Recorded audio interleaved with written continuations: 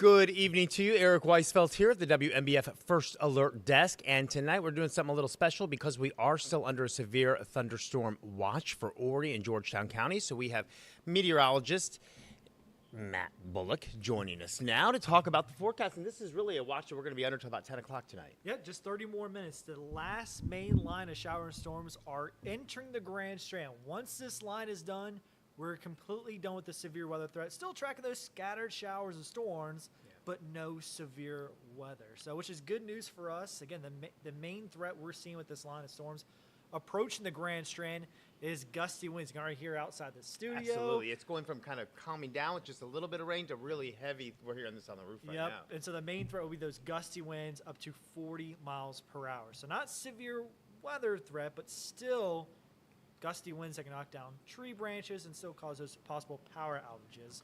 So let's dive on in with the weather. And so, let's see.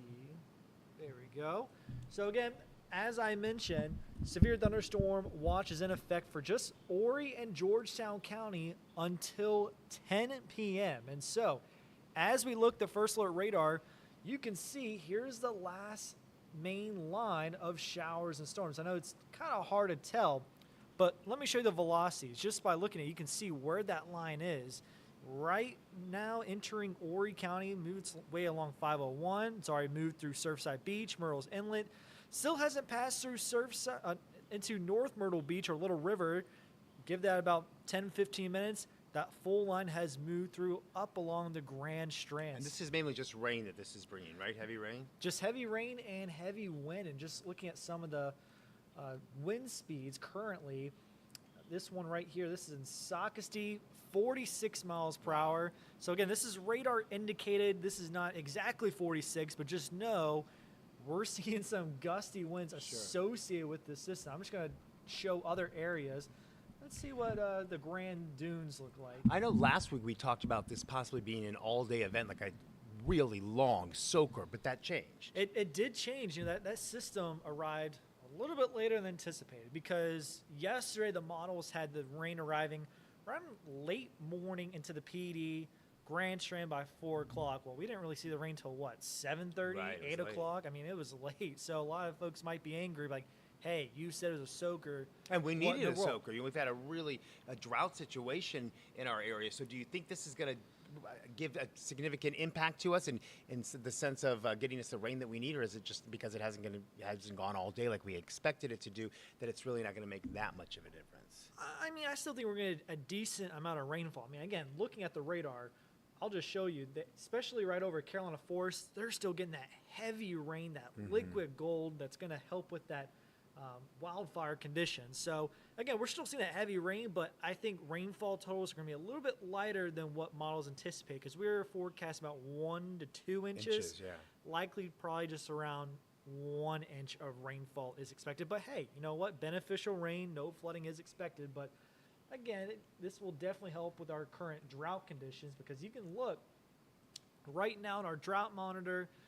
Most of Horry County in that moderate drought category, looking down towards the south. You can see Myrtle's Inlet, Georgetown, in that severe drought category, looking into portions of Marion, Dillon, and Robinson County. They're not in a drought, but they're seeing abnormally dry conditions. But our entire viewing area are still seeing those dry conditions. So we need it. And if I remember correctly, did you say today that it's going to be Friday before we get more rain? Is that right? Yep. Okay. So basically, our next rain chance won't be until about Friday evening. And so far, that system, not expecting any severe weather with that system. So good news, this is our only main big threat for storms. Again, we're still tracking that, and I'll show you with our first alert radar. And just to reiterate that Horry County and Georgetown County under severe thunderstorm watches until 10 o'clock tonight, so just for about 13 more minutes.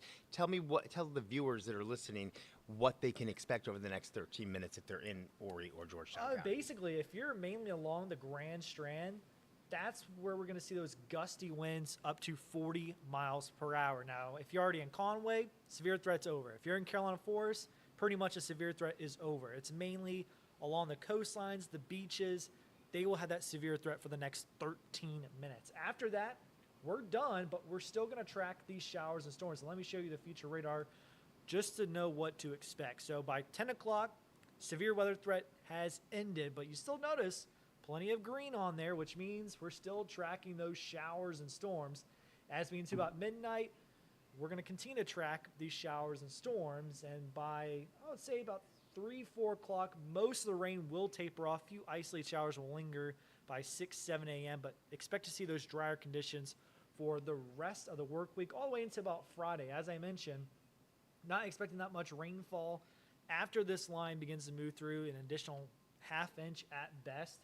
And for some folks wondering how much rainfall are we going to get, well, so far what we've seen, I'll show you what the radar indicated rainfall totals look like. And so we're going to expect some type of light activity, nothing severe, but some light showers at least overnight into the early morning hours. Correct. Before everything is gone. Correct. And just showing you some of the rainfall totals so far, you've seen pretty much the winners of today's rainfall has been Dillon and Lumberton into Robinson County. So again, Lumberton, so far, radar indicated 1.5 inches of rainfall. Dillon, you guys are at about 1.3 inches. Maxton, you guys are right over 1 inch. Bennettsville, you guys are just about over ½ inch. Let's check with Florence. Florence, they had some heavy downpours. Right now, they're just seeing those light sprinkles. Again, Florence, a little over 1 inch. Darlington, a little over ½ inch. Hartsville, let's see what you guys seen. Just a little over 1 inch. So again, most of the PD, especially north of I-95, seeing 1 inch of rainfall. But what about our neck of the woods? You can see, since it took so long for the rain to arrive here in Horry County, Conway, really not seeing much. Just a little over 1/4 inch of rain. UCLA in between Upper Conway, Lower Ainer, they've probably seen the most with about ½ inch of rainfall. But Myrtle Beach not seeing much. And so, as I mentioned, once this main line of storms moves through, we're done with the severe weather threat. But the one thing I do want to talk about, Eric, is for some folks think, since we didn't really have severe weather here along the Grand Strand, that it was just a bust of a storm. But I do want to talk about other areas in our viewing area that got impacted by some strong storms, and that is Robinson County. I want to talk about some of the storm reports that we received. And I'll just show you. You can see in Robinson County, plenty of wind damage. Let's see this one right here. We'll just click through all of them. Again, this was in Laurel Hill and Scotland County, where 7 large trees and a few power lines were down, blocking roads in that Laurel Hill area. That was at 2 p.m. That was our first severe thunderstorm warning of the day. Oops. And so we had other wind damages. We've had several tree limbs. We also had a wind gust report, also in Scotland County, as high as 64 miles per hour. That was at 2:10 with that severe warned storm. And looking at other ones, let's look at Robinson County, just west of Lumberton. Large tree limb that has fallen over. So just because you may not have gotten anything in your front of your backyard doesn't mean your neighbors in counties to your north, south, east, or west didn't get something. Okay. And again, this is going until 10 o'clock, so we still have about 9 more minutes before the severe thunderstorm watch expires. Yeah, and you know what? I'm going to take one more look at the radar just to see where that main line is. It's kind of hard to tell when you just look at the radar, but looking at the velocities, this will tell you where that line is. And pretty much now it's just Little River. So Little River is going to cross that area once it passes through there. Honestly, give it about 4 minutes, and we're done with the severe weather threat. And that is good news, and hopefully we'll end up with a little more rain than we think we're going to be getting at this point. But Matt's going to continue to check the models and the radar, and we will have a complete update for you when you join us tonight for WMBF News at 11 o'clock. Have a safe evening. We'll see you tonight at 11.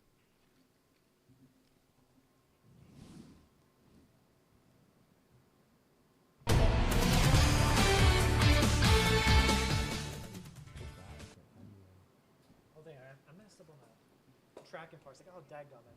Oh, that's all right.